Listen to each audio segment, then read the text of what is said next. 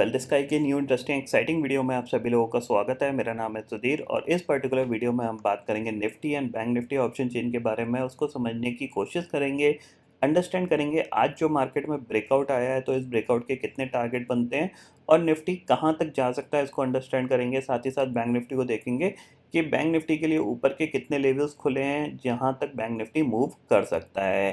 तो जल्दी से इस वीडियो को स्टार्ट करते हैं डाटा पे और समझेंगे यहाँ पे कि जो आज एक बड़ा मोमेंटम हुआ है, इस मोमेंटम के बाद कल मार्केट कैसा ट्रेड कर सकता है। बट सबसे पहले बात करेंगे मार्केट एट 11 के वीडियो की।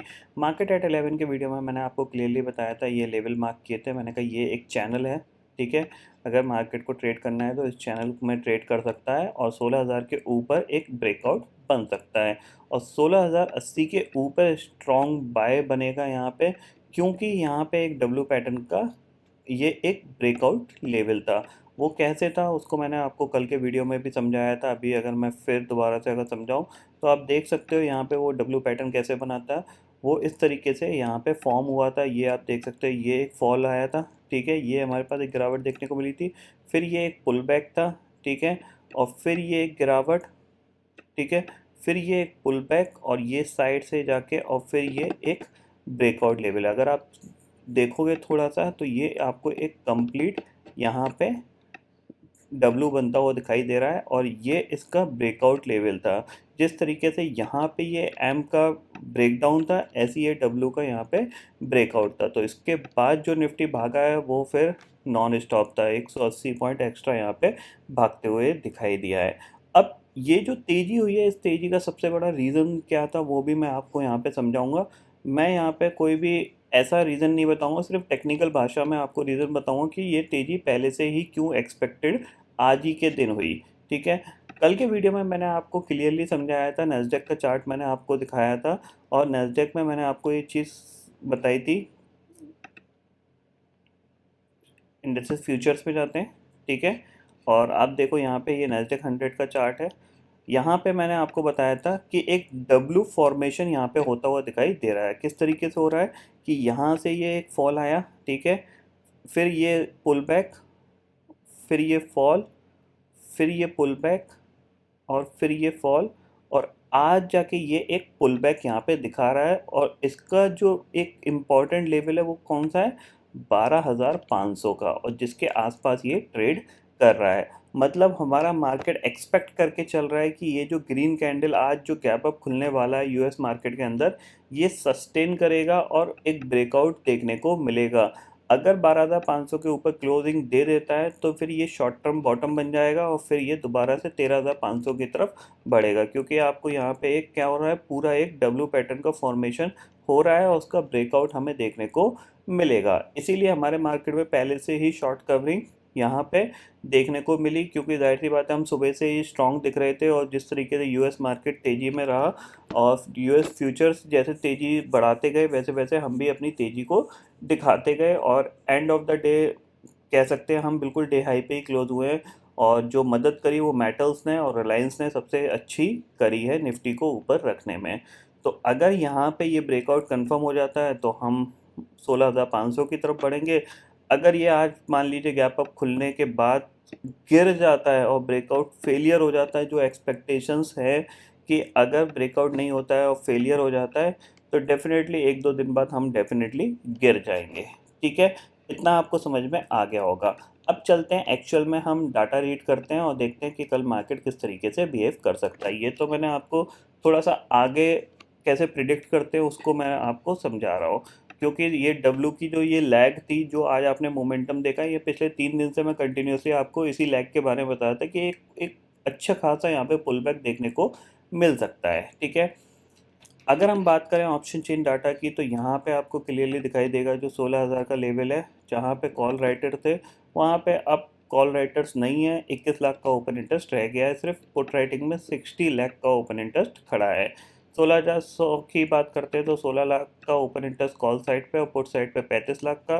16,200 की बात करते हैं, 28 लाख का पुट साइड पे ओपन इंटरेस्ट खड़ा हुआ है और कॉल साइड पे करीब करीब 50 लाख का ओपन इंटरेस्ट खड़ा हुआ है। 16,300 की बात करते हैं तो 40 लाख का ओपन इंटरेस्ट कॉल साइड पे और पुट साइड पे 10 लाख का ओपन इंटरेस्ट खड़ा हुआ है। इसका मतलब क्या है? इसका मतलब यही है कि 16,300 के ऊपर अगर हम सस्टेन करेंगे तो हम 16,400 तक जा सकते हैं। अगर सस्टेन नहीं कर पाए और यहाँ पे अटकते रहे तो फिर जाहिर सी बात है ये जो कॉल राइटर्स हैं दोबारा बढ़ने में इनको ज़्यादा देर नहीं लगेगी, और अगर कोई भी गैप अप खुलता है तो फिर प्रॉफिट बुकिंग आने के चांसेस बहुत ज़्यादा बन रहे हैं। ठीक है, क्योंकि ऊपर के लेवल पे क्या है, पुट राइटर्स नहीं है। ठीक है ना, 16,400 16,500 के लेवल पे पुट राइटर्स नहीं है, तो अगर गलती से 16,500 खुल गया, निफ्टी गैप अप खुल गया मान लो 150-200 पॉइंट, या फिर कोई सडनली शार्प मूवमेंट में ऊपर चला गया, तो वहाँ से प्रॉफिट बुकिंग आने के चांसेस बहुत ज़्यादा बन रहे हैं। ठीक है, 16,500 के आसपास आपको एक बार शॉर्ट करके काम करना चाहिए। इतना आपको ऑप्शन चेन डाटा में क्लियरली समझ में आ रहा है। अगर हम चार्ट पे चलें तो निफ्टी का चार्ट देखते हैं, तो चार्ट पे चलते हैं। 15 मिनट का चार्ट लगा हुआ है। जो मैक्सिमम टारगेट जो निफ्टी के लिए फ़िलहाल जो दिख रहे हैं वो क्लियरली आपकी आंखों के सामने है, वो है आपका 16,480। इस लेवल के आसपास निफ्टी मिले तो डेफिनेटली आपको एक बार सेल करके काम करना ही करना है। अराउंड कहाँ तक के लिए? करीब करीब 16,250 तक के लेवल तक के लिए, यानी करीब 250 पॉइंट 300 पॉइंट के करेक्शन के लिए आपको यहाँ पे सेल करके काम करना है। 16,500 निकलता है तो ये गैप है 16,630 तक का, ये फिल कर सकता है निफ्टी। यहाँ पे भी आप एक बार सेल करके काम कर सकते हो। ठीक है, इतना आपको क्लियरली यहाँ पे समझ में आ गया होगा। सेल कहाँ पे नहीं करना है अभी, जब तक ये आप ये टारगेट जब तक हिट नहीं हो रहे हैं, ये 16,420 16,480, ये दोनों टारगेट जब तक हिट नहीं हो रहे हैं तब तक आपको सेल नहीं करना है। मार्केट कहीं ना कहीं इन टारगेट को हिट करने की कोशिश करेगा, तो कहीं ना कहीं यहाँ पे यही लेवल है 16,500 का, जो कि साइकोलॉजिकल लेवल है निफ्टी के लिए, जो कि रेजिस्टेंस का काम कर सकता है। ठीक है, तो इसी लेवल के आसपास हम सेल करके काम करेंगे। अदरवाइज हम पॉजिटिव हैं और पॉजिटिव तरीके से हम रिएक्शन देंगे। तो नीचे की तरफ अगर कल ये फ्लैट खुलता है या फिर थोड़ा सा गैप डाउन खुलता है तो आप थोड़ा सा यहाँ पे पॉजिटिव के लिए ही ट्रेड करिएगा। ठीक है, इतना आपको यहाँ पे समझ में आ गया होगा। अब बात कर लेते हैं, देखो निफ्टी ने बहुत अच्छा मूवमेंट दिया बट बैंक निफ्टी थोड़ा सा लैग कर रहा था, तो बैंक निफ्टी को देख लेते हैं। तो बैंक निफ्टी के लिए अगर 15 मिनट चार्ट में अगर आप देखोगे तो देखो जो इसके लिए लेवल था ब्रेकआउट का, जस्ट इसने क्लोजिंग उसी के पास दी है। ठीक है, और इसके लिए जो टारगेट है वो करीब 34,800 का यहाँ पे निकल के आ रहा है, क्योंकि यही एक गैप डाउन एरिया था। ये निकलता है तो फिर जाहिर सी बात है 35,150 तक के टारगेट यहाँ पे ओपन होंगे। यानी अगर ये ऊपर की तरफ बढ़ता है और 34,500 निकाल देता है तो फिर आप 300 पॉइंट के लिए यहाँ पे तेज़ी कर सकते हो। 34,800 का टारगेट 800 निकालता है, देन हम 35,000 के टारगेट की बात करेंगे। यही एक लेवल है जहाँ पे रेजिस्टेंस फेस कर सकता है 35,000 से लेके 34,800 का, जहाँ से दोबारा से रिवर्स कर सकता है। ठीक है, नीचे इसके पास 33,000 का एक इम्पॉर्टेंट सपोर्ट लेवल बना हुआ है। 34,000 इसने अच्छा खासा आज ब्रेकआउट देने के बाद इसने होल्ड किया है, तो हम जब तक 34,000 के ऊपर ट्रेड कर रहे हैं तब तक हम पॉजिटिव हैं। 34,000 के नीचे जाएंगे तभी हम नेगेटिविटी की बात करेंगे। अदरवाइज़ यहाँ पे हम वेट करेंगे टारगेट हिट होने का। 34,800 900 के लेवल पे ही हमारा सेल बनेगा। अदरवाइज़ हम यहाँ पे बाई की साइड ही मूव करते हुए दिखाई देंगे और बाई साइड पे ही हमें प्ले करना चाहिए। सिंपल सी चीज़ है, क्योंकि यहाँ पे भी एक पूरा डब्ल्यू पैटर्न फॉर्म्ड हो रहा है और उसका जो ब्रेकआउट है वो ऑलमोस्ट आज आ चुका है। तो कल हो सकता है बैंक निफ्टी पार्टिसिपेट करने की कोशिश करे, निफ्टी कम करे, बैंक निफ्टी ज़्यादा करे, तो कल आप बैंक निफ्टी के पे भी फोकस कर सकते हो। तो निफ्टी के लिए जो टारगेट है वो करीब करीब आपका 16,480, और बैंक निफ्टी के लिए आपका 34,800। ये टारगेट ओपन है, जब तक ये हिट नहीं हो जाते आपको एग्रेसिव सेल नहीं करना चाहिए। थोड़ा सा मार्केट को ऊपर जाने दीजिए, तभी हम यहाँ पे सेल प्लान करेंगे। एक बार अटकने लगेगा, ऊपर नहीं जा पाएगा, तब हम यहाँ पे सेल प्लान करेंगे। ठीक है, ग्लोबल मार्केट की बात करें तो करेंटली इंडेक्सेस फ्यूचर देख लेते हैं यहाँ पे किस तरीके से कामकाज कर रहे हैं। रिफ़्रेश करता हूँ यहाँ पे, और करेंटली जो सिचुएशन है, डाउ जोन 436 पॉइंट और नैस्डैक करीब 260 पॉइंट ऊपर कामकाज कर रहा है। इंपॉर्टेंट लेवल इसके लिए 12,500 है। अगर 12,550 के ऊपर क्लोजिंग दे देता है ये और कंटिन्यूसली टिका रहता है तो फिर हम शॉर्ट टर्म बॉटम बनते हुए दिखाई देंगे, जो कि अभी जो इसने 11,000 के आसपास का जो लो बनाया था। ठीक है, ये जो लो बना 12,000 के आसपास का, वो इसका एक शॉर्ट टर्म बॉटम होगा और फिर ये ऊपर अराउंड 13,500 तक जा सकता है। अगले 7-8 ट्रेडिंग सेशन या 10 ट्रेडिंग सेशन में।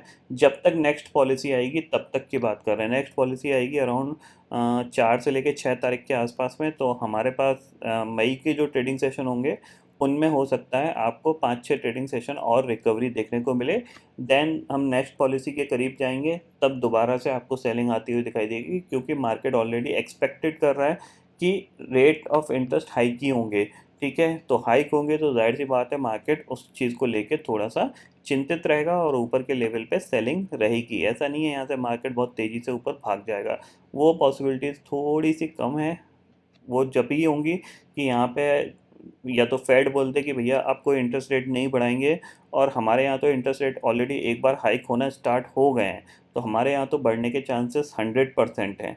ठीक है ना, तो इसीलिए मैं बोल रहा हूँ आपको, ये जो 16,600-700 का लेवल है ना, ये परफेक्ट शॉर्ट लेवल है। यहाँ से ये एक बार दोबारा से नीचे डिप लगा सकता है, तो आप उसके लिए यहाँ पे वेट कर सकते हो। ठीक है, तो आई होप दोस्तों ये पर्टिकुलर डाटा आपको समझ में आ गया होगा। दोस्तों फिलहाल इस वीडियो में इतना ही है। आई होप ये वीडियो आपको पसंद आएगा। वीडियो पसंद आता है तो लाइक और शेयर ज़रूर करिएगा, और चैनल को जो सब्सक्राइब कर लीजिए, क्योंकि मैं तो लेके आता रहूँगा हर दिन आपके लिए नए नए वीडियो।